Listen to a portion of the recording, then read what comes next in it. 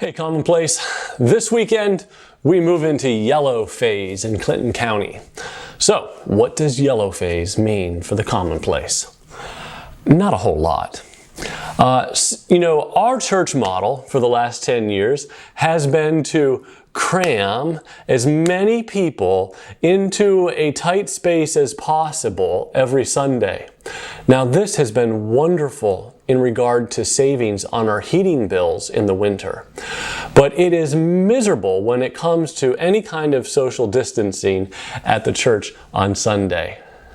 We would have to run probably 13 or 14 services on Sunday for about, 4 families each time. I'm not interested in doing that, and I don't think you are either. So in the days ahead, we're getting into some interesting times in our culture. Not that it hasn't been already, but you're going to begin to see other churches make different decisions, and other churches have different resources and different perspectives and different ways in which they're trying to make decisions for their churches. I'm reminded of whenever my kids want to do something and they say, well, how come Johnny gets to do it? And my answer to them is, well, I'm not Johnny's dad. I'm your dad. I got to make decisions that are good for you. I don't make decisions for them. And so the church board has decided that in this season, at this time, there just simply isn't a safe way for us as a church family to meet in the coffee shop together. I think that you can understand that. One thing, though, that we are considering and that we would invite you to consider as well, under the guidelines of our government at this point of limiting gatherings to 25 people or less, and those people should only be healthy people who have practiced good social distancing practices, is the possibility of inviting a few friends to your home on Sunday to worship with you. This would be entirely up to you, and we're not going to manage it at this point. It's just if you feel comfortable doing that, to consider it. Maybe think of it this way.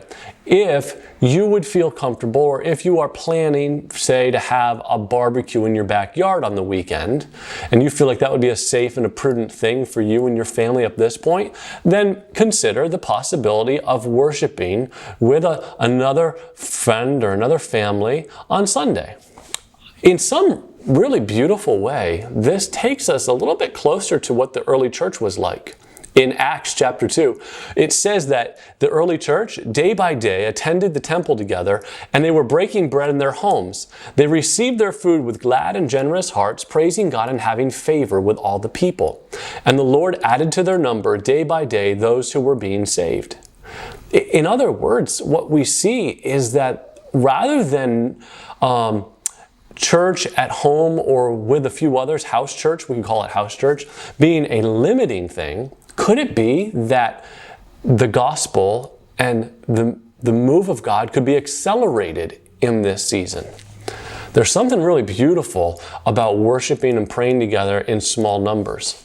And I think that if we, with prudence, move in that direction in this phase of ministry, there could be some real fruitfulness that comes from that.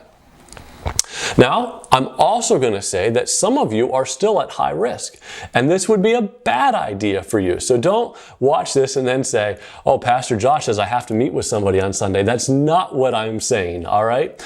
We recognize that for who knows how long, there will always be a contingent of our church who are high risk or who have traveled or who have any number of things that will need to do church at home at different points in their year. And that's okay. We recognize that. What we're asking, though, is that you would consider if this seems like a safe and a good choice for you to worship with some friends as well. A few prudent questions to ask yourself before you would make this decision would be, and these are common questions that the medical community would be asking, have you traveled recently, domestically or internationally? Do you have a fever or a cough? Do you Have you been around or in proximity to someone with COVID-19 or who is being tested for it? And if you answer yes to those, it would just be the most loving thing for you to stay home at that point to keep your church family safe, all right? Up to this point, decisions about church and when and where we meet have been made for us at the national or the state level. And as we move into more gray areas, we are going to have to take more responsibility for the decisions that we make. And that can be hard and a little bit awkward because I don't know about you, but my conversations with people around the pandemic are all over the place. And there's a lot of different perspectives out there. And I understand that. And I understand the motivations behind all of those conversations. I also realize that moving forward, what is safe for one person is not safe for another person. And so we want to acknowledge that as well and give you the wisdom and the permission to make good choices for yourself and for your family. So again, as in all things commonplace, we want to be prayerful. We want to be wise and prudent. And we don't believe that those things are at odds with one another. And so we're going to trust you. We're going to trust God's Spirit in our church in the days ahead. And I think that we could move into a season of great fruitfulness for God's kingdom in this time.